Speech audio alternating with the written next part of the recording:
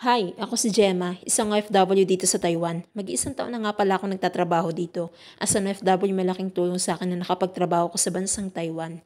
Gayun din, ito yung pinakang routine ko sa umaga. Nagpipray ako sa Panginoon, nagpapasalamat sa panibagong buhay, kalakasan na ibinigay niya sa akin, gayon din sa aking pamilya, sa mga kamag-anak, at kaibigan o kahit hindi ko pa man kilala. Ganito nga pala yung pinakang routine ko dito sa umaga. Naglilinis ako ng kwarto tapos inaayos ko yung pinakang pinaghigaan ng alaga ko.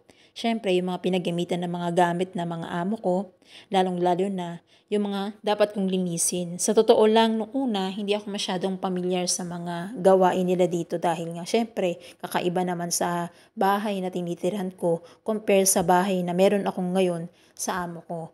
Sa ngayon talagang masasabi ko na kumbaga gamay ko na yung mga gawain dito kaya kumbaga mas nagiging madali.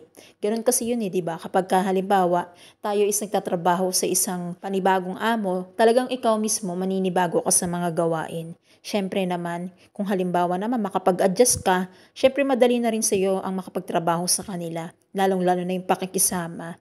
Alam kong relate lang lahat ng mga OFW na katulad ko. Unang-unang pinagkaiba ng mga mapupuntahang bansa ng mga OFW na tulad ko, syempre yung sa salita. Kasi hindi naman talaga pare-pareha sa mga sinasabi natin. Lalong-lalo na yung mga salita nila dito na talagang hindi mo kaagad makukuha, lalong na kapag bago ka pa lang. Kasama na rin dyan, yung mga gawain na talagang hindi mo maintindihan kung paano mo sisimulan at paano mo gagawin sa umpisa hanggang sa tuluyan, katagalan mo sa trabaho, masasanay ka na rin. Para kumita ng pera at may maipadala lang. Minsan nga, nahihirapan man tayo, pero tuloy-tuloy lang tayo sa ginagawa natin dahil alam natin na ito hindi para sa atin kundi para sa ating pamilya. Advice ko lang sa mga Pilipino na nais din magkaroon ng ganitong trabaho sa ibang bansa. Kailangan malakas ang loob mo. Tatagan mo pa, huwag kang susuko ng basta-basta. Maraming salamat nga pala sa panonood nyo ng vlog na ito. Salamat na rin po in advance sa magpa-follow, magla-like, magko-comment at magbabahagi po ng video po na ito.